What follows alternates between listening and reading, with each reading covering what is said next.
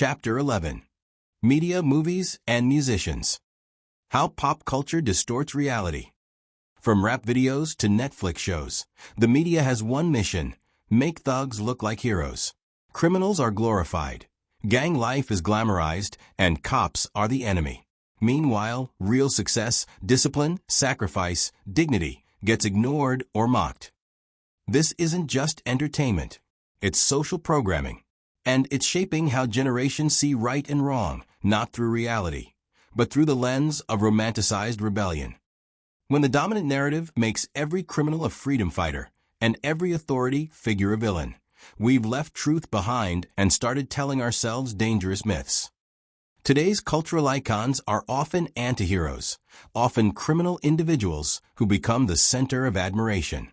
We see it in drug kingpins, corrupt hustlers, and gang leaders portrayed as misunderstood leaders of their communities. These characters are written to make us root for them. And over time, the line between fiction and reality starts to blur. When pop culture constantly shows the outlaw as the most real character in the story, young people don't just consume entertainment, they consume identity. They start believing that to survive, you have to be ruthless. Following the law is for suckers, and playing the system is the only way to win. That's not just fiction. That's poison dressed as empowerment. Glorifying gang culture. From movies to music, gang life is glamorized as a lifestyle. The media skips the consequences and sells the fantasy. It rarely shows the truth: families torn apart, lives cut short, and communities stuck in cycles of violence and trauma. We can't fix the streets while idolizing the people who break them. Meanwhile, the systems meant to uphold order are cast as villains. Media doesn't just glorify criminals. It paints justice itself as a lost cause. But not every cop is corrupt, not every judge is racist, and not every conviction is unjust. One of the clearest examples of media-driven brainwashing is the lie that police are out hunting unarmed black men. The message was blasted so hard and so often that when people were asked at rallies, they seriously believed 50,000 unarmed black men were being killed every year. That's not a typo, they truly believed it. The actual number: between 9 and 15. Not 50,000, not even 50. But even with the truth, most couldn't admit how absurd their belief had become. That's how deep mental sickness runs. Logic doesn't matter when the lie feeds your anger. This isn't just ignorance, it's propaganda doing exactly what it was designed to do: inflame emotions, create division, and block reason. When people would rather cling to lies than face truth, it shows how far the damage goes. Why? Because outrage sells better than nuance. So now, many grow up believing justice is dead and accountability doesn't matter. That belief leads to silence: fewer crimes reported, fewer jurors, fewer reform votes.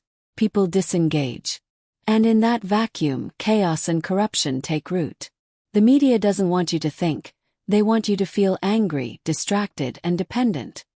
What we can do instead starts with questioning the message behind the entertainment.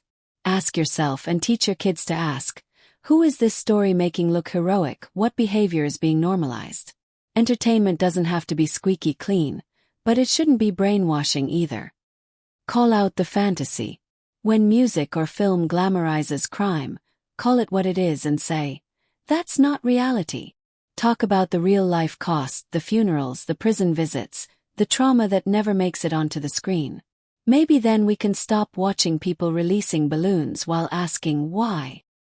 Educate about the system fully and fairly. Yes, the justice system has deep flaws, but change comes from engagement, not abandonment.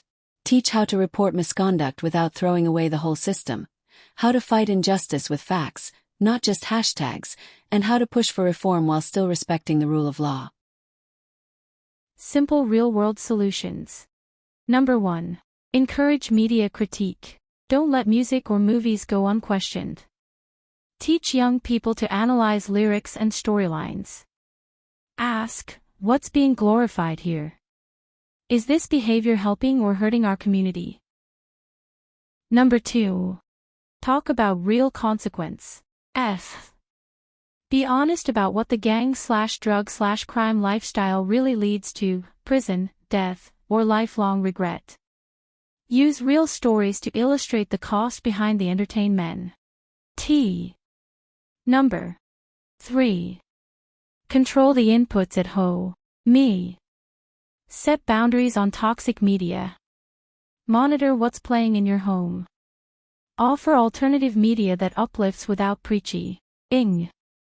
Culture is built from what we consume. If we want better behavior, we need better narratives. And that starts by being bold enough to change what we pray.